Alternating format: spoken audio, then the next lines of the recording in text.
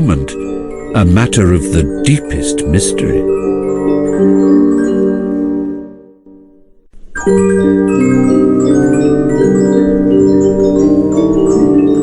The years go by for poor Amelia, ignored by the grander inhabitants of Vanity Fair. She lives in genteel poverty with her ruined father, forced by circumstances to yield up her son, the apple of her eye, to her wealthy father-in-law, Mr. Osborne. But then, one day, there's an unexpected visitor.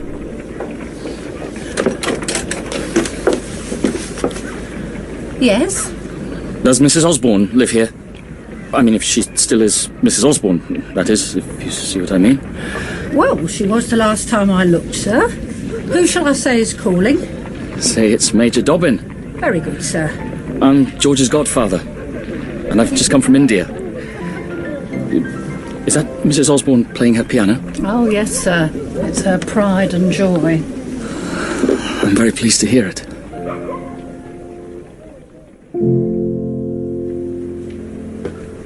William, how delightful to see you. And you, Amelia, you've not changed. Oh, you're kind, but I'm older now. You're as I remember you. Whereas I... You've been ill? I was coming home. Well, I've been given leave. I had heard from my sisters that... well, anyway, I got malaria. It delayed my return for quite a few months. I'm sorry.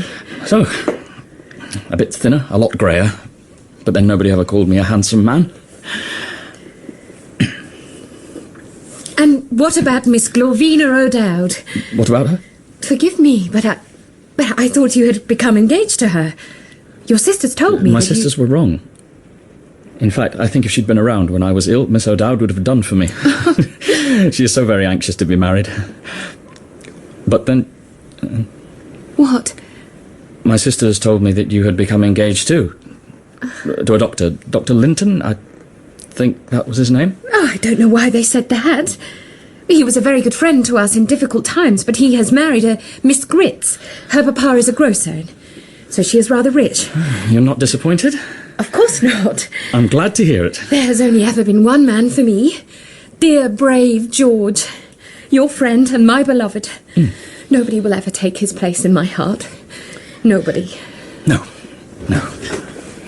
I know they won't. Major Dobbin. They've only just told me you were here. It's good to see you, sir. I'm sorry that you see me now in such reduced circumstances. Fate has dealt me some cruel blows, but I continue to fight against them. One day, no doubt, I will rebuild the family name. Father. What? There is no need to burden Major Dobbin with these matters. Forgive me, sir, but help may be at hand. What do you mean? Your son Joss travelled back in the same ship as me. Joss? Oh? Yes, he's coming back to take care of you. Then why isn't he here yet? You are? Well, I suppose... Yeah, after the long and indeed rather uncomfortable voyage from India on HMS Ramchunder, he needed some time to relax in a comfortable bed in Southampton. Wow, the fat, lazy, selfish boy. Father, please. But it's true, he's never... If you will allow me to interrupt you, sir, I had a number of conversations during our voyage with Joseph.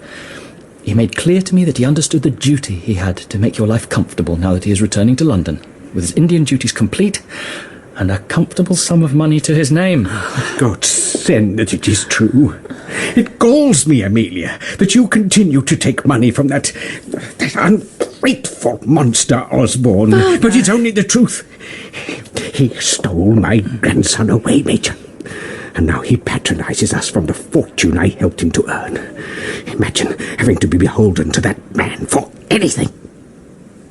Eventually, old Mr. Sedley's rage abates, and he falls asleep. Amelia is at last free to talk to Major Dobbin about her favourite subject, her darling son, Georgie. You are his godfather, and so I feel free to tell you how proud I am of how he has turned out. It was terrible when he had to go away. It was as if a limb had been torn from my body. If only you could have been here to help.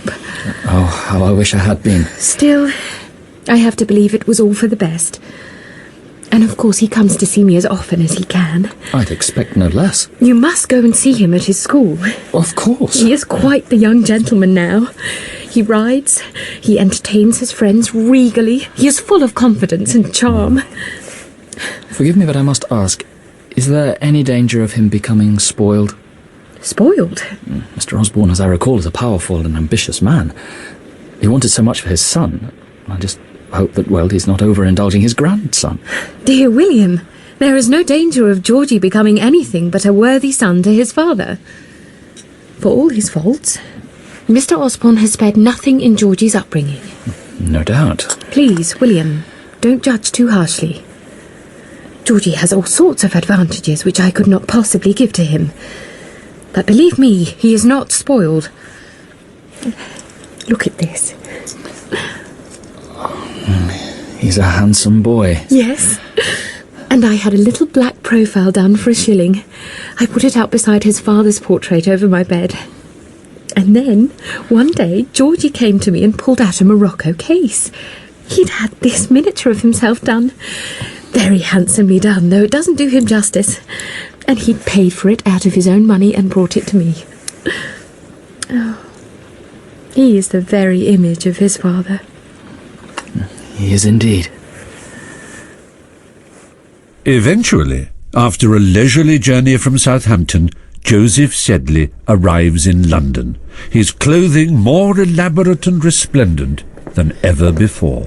My dear Emmy, this place is so cramped, so squalid, and the noise is simply frightful. Father is very proud. He didn't want you to know he'd sold the annuity you set up. I'm not surprised since he squandered it on his harebrained schemes. All the same, to think that you've come to this. Really, I had no idea. Joss, you could have asked. Yes, well, that's in the past now. The question is the future. The fact is, on the voyage home, Major Dobbin made a dashed long speech about families and obligations. Told me you and Papa were my responsibility, given that I am a man of means. And are you? Emmy, I have been the Chief Magistrate of Ramgunj in the Presidency of Bengal for a number of years. I have served my country faithfully and, apart from anything else, witnessed the horrors of Waterloo at first hand. But Joss, you weren't a soldier. I know George died on the field of Waterloo, but those of us who were there in Brussels at the time still wear our scars with pride. But Joss, you ran away from Brussels. Emmy, you know nothing of these things. And if you wish me to help our father and yourself to a better home, you'd be wise not to pursue this subject. No, of course not, Joseph. Because I have already found myself a fashionable London house. It's situated in St. Martin's Lane, admirably close to all the theatre. I intend to accommodate you and our father there. Oh, thank you, Joss, thank you. You cannot live any longer in this hovel. It's a disgrace to the name of Sedley. And so Amelia begins the business of packing, unable to believe how much paper her father has crammed into such a small space. But Polly the maid is in a more playful frame of mind. Pass me that plate, please, Polly. Oh, but really, you should have seen his face, Mum. He seemed so very anxious when he asked, is she still Mrs. Osborne? I asked you not to keep talking about the Major. Pass me the next plate, please. But you must notice, Mum, for all his grey hairs, he looks for all the world like a love-struck schoolboy. Polly, that is quite enough. Father, will you come and give a hand, please? The Major was my husband's dearest friend, and he is Georgie's guardian, so let's have no more of such talk. Emmy, what's happening? I've explained to you, Papa. We're going to Joss's new house. But I can't find my papers. It's important. The projects I was working on last week aren't where I left them. Father, I told you. They've all been packed. What? I've packed them away. When we get to Joss's house, you'll find them all again. I want them now. Oh, they're there, Papa. I beg your pardon. I didn't mean to intrude. William, I didn't see you there. Come in. Good morning, Mr. Sedley. Come on, Father. Sit down over here. So, tell me, how did you find Georgie? He's well. He seemed to recognise me. We had a good chat. He seems to be doing well enough at school, but his teachers say he's a bit lazy and needs to knuckle down more. They can't mean it. Well, passed their comments on to Georgie, and he seemed to take it in good spirits. Quite the accomplished little gentleman. Can I help in any way? Yes, thank you. The trunks and bandboxes are soon safely disposed of in the smart new house. And out with the furniture comes Amelia's now battered old piano, which she places in her new sitting room. It'll need tuning, of course. I'm glad you've kept it. What do you mean? I was afraid you didn't care about it. I value it more than anything I have in the world. Do you? Do you? How can I do otherwise? When Father went bankrupt and the big house was put up to sale, George bought it back at the auction and had it sent to me. Did he?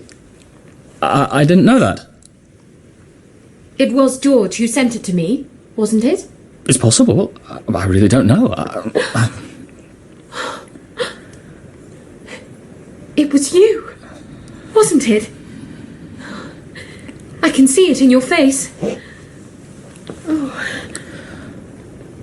All these years I've cherished it as George's gift, and now it seems it came from you. I don't know what to say. I suppose I must say thank you, William.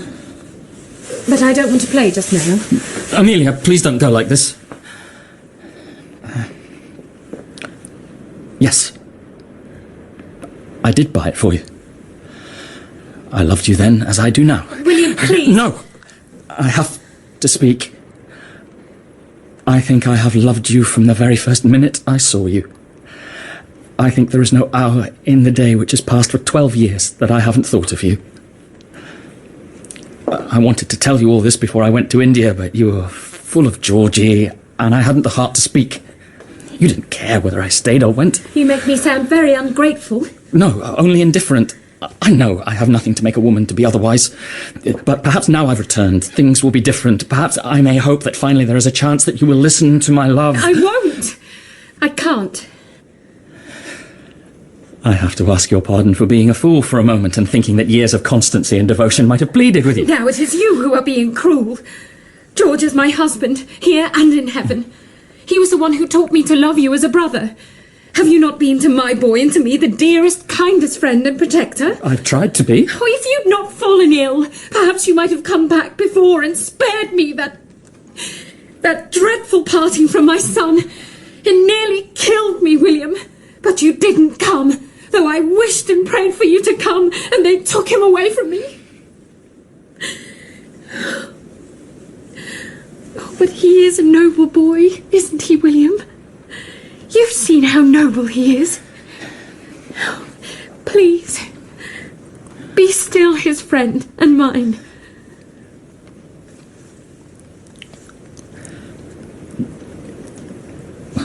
What else can I do? I want to keep your esteem more than anything. Only, please, let me stay near you and see you often. Oh, yes. Often. Of course. And so William Dobbin remains at liberty to look and to long, like the poor boy at school who has no money but still sighs for the content of the tart woman's tray.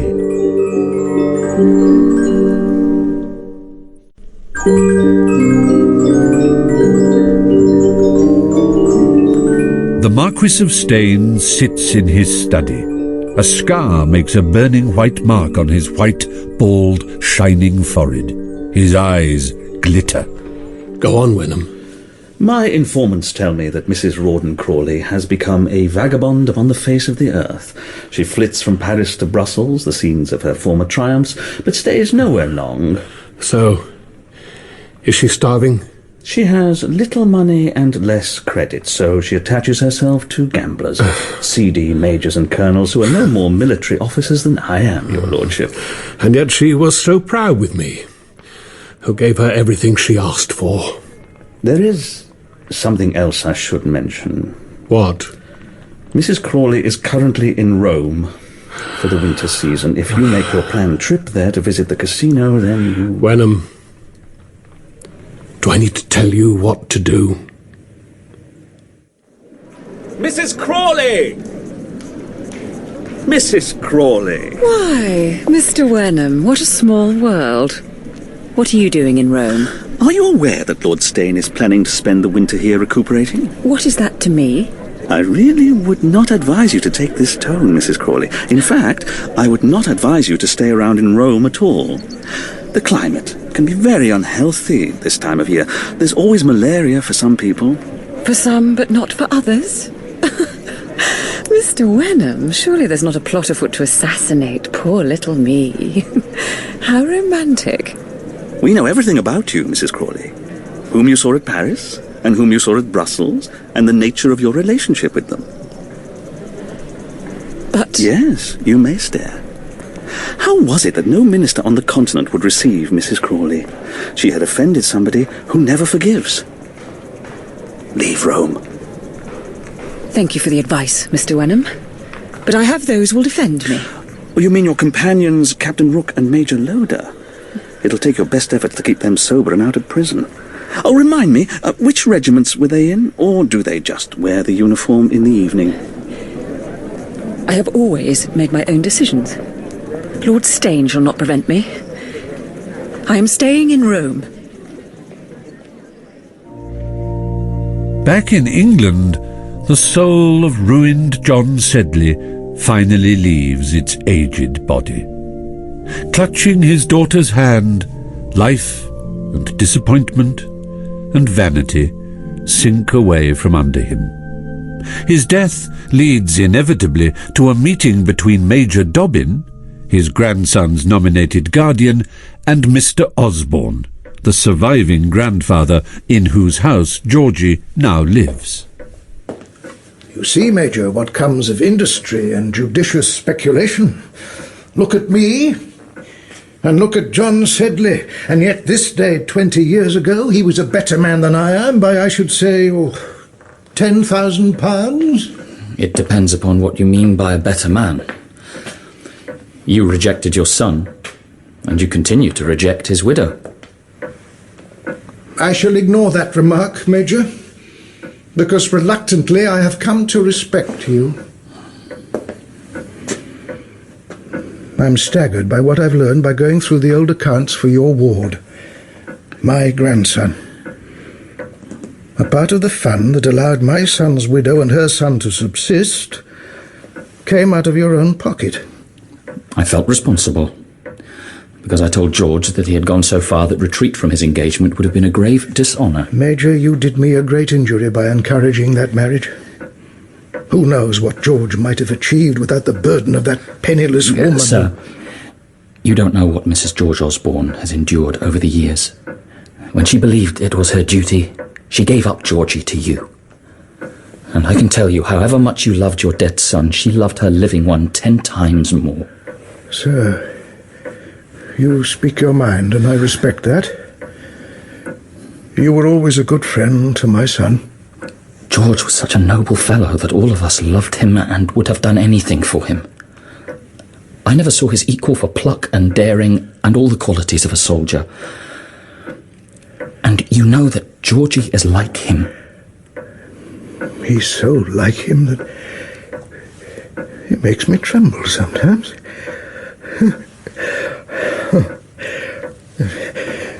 Forgive me.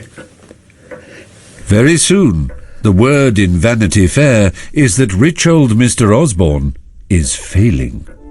His doctors talk of bloodletting and the seaside, but despite their advice, or perhaps because of it, Mr. Osborne sickens and dies. His son's letter from the eve of Waterloo clasped in his hand. And though his funeral is magnificent, he is as gone from the world as poverty-stricken Mr. Sedley. The provisions of his will inevitably attract great attention. So, Emmy, once Miss Osborne is provided for, half of the property is left to your son in his own right. I had no idea. There's more. An annuity of £500 chargeable upon George's property is left to his mother. That's you. And you are to resume guardianship of the boy. Oh, Georgie has returned to me. What miracle has taken place? Oh, this is your doing, William. I only said what needed to be said. Well, it must have been to some effect, Dobbin, since you're the executor. Damn it, Emmy, you're a rich woman. All those old snobs who've looked down their noses at you whilst I was in India won't be able to ignore you anymore. Oh, Jos, that means nothing to me. What really matters is that my husband's father was reconciled to me and gave Georgie back to me. Soon afterwards, Amelia has the chance to visit the room which belongs to her son, and which her husband many years ago inhabited. It's so strange to be here again. There's a G.O. scratched on the glass with a diamond. Did you know it was there? No. Oh, dear George. You can do what you like now. I know. But I have no interest in the company of all the rich ladies who ignored me in my years of poverty. To be among such people is not good for Georgie either. You could go away. Travel? I would like that very much. It would be good to get away from London. I would be happy to accompany you. But what of Georgie's education? I know enough to be his tutor in most subjects. If Georgie would agree. Georgie adores you. But then there's Jos. Jos will go anywhere where there is good food and fine company. Rebecca, meanwhile, defies Mr. Wenham's advice and stays in Rome. And then one evening, she is in the casino, and he is there. My lord? You. Get out of my sight. I have every right to be here. Get away from me. You cannot dictate to me. You see this mark on my forehead? It's still there. It will always be there. That is you. That is what you did to me. Leave here, you whore, or regret it forever. But I don't see why I should... Go! Damn you! Go! Go! My lord's eyes burn with madness. Rebecca flees from the casino, from Rome. Says here the Marquis of Steyne is dead. Who? A knight of the most noble order of the Garter, the Golden Fleece of Spain, first lord of the Powder Closet and groom of the back stairs. Jos, I care nothing for the His body was buried at Rome, where he died after a series of fits. But his heart, that heart which always beat with every generous and noble emotion, was brought back to Castle Gaunt in a silver urn. Of course, rumour says that your friend Rebecca and Steyne were... She is not my friend anymore. I'm so sorry, Emmy. I'm going back many years when you almost married Rebecca. That is a blow below the belt, Major. Where did you spring from? I'm giving Georgie lessons in mathematics. Well, now that we're all together, I must tell you that I've been taking informed opinion about where to spend our winter. Somewhere which is both fashionable and congenial, both healthy and stimulating. And the answer? The Grand Duchy of Pumpernickel am Rhine. And indeed, Pumpernickel proves an ideal choice for the whole party. Here, enchanted, Amelia hears for the first time the great works of Mozart and Beethoven. She also goes sketching and painting with the faithful Major Dobbin carrying about her stool and sketchbook. And young Georgie is free to explore Pumpernickel and discover the delights that await him as a young gentleman of independent and ample means. Lord Tapeworm, how delightful to see you. And dear Lady Tapeworm. Yeah, you were asking me about Waterloo, I recall. But perhaps the happiest of all is Jos, who spends his days among the cream of the small English aristocratic set. And when he desires a change of scene, he visits the gaming halls, where roulette is played. One evening, Jos sees a woman in a black mask at the tables. He stands just behind her and watches her play and lose. Help to bring me luck, monsieur. Sit down here beside me. Well, if you insist, madame. There's my money. Where's yours? Here, beside yours. I play to forget, but I cannot. I cannot forget old times, monsieur. Do I know you from somewhere? Maybe you're not much changed from when I knew you before. Well, yes, you are in a way.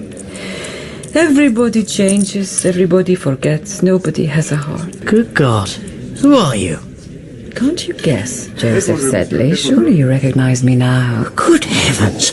Mrs. Crawley. Oh, Rebecca, please. I'm stopping at the Elephant Inn, by the way. You ask there for Madame de Rodon. How does Mrs. Crawley guess that Joseph Sedley's curiosity will bring him to her lodgings? They are squalid and noisy, but Rebecca retains her allure. Have you been in Pumpernickel long? Long enough. I saw my dear Amelia the other day from afar. How pretty she looked and how happy. And of course Major Dobbin is still in attendance, with his sweet but clumsy ways. He looked happy too. And you look happy. Only I am wretched. But why are you wretched, Mrs. Rebecca. Rebecca, what is the matter? I have had so many griefs and wrongs. I've been made to suffer so cruelly that I'm almost mad sometimes. All my friends have been false to me. Surely not. Yes, all. I was the truest wife that ever lived. Though really I only married my husband out of pique because somebody else treated me so cruelly when I first came to London, and... You don't mean that. I was true, and my husband trampled upon me and deserted me. I was the fondest mother. I had but one child, one darling, one hope, one joy, which I held to my heart with a mother's affection. But they tore him from me. Tore him from me. I had no idea. How could you? You're a man. Maybe I have misunderstood you. I think you always did.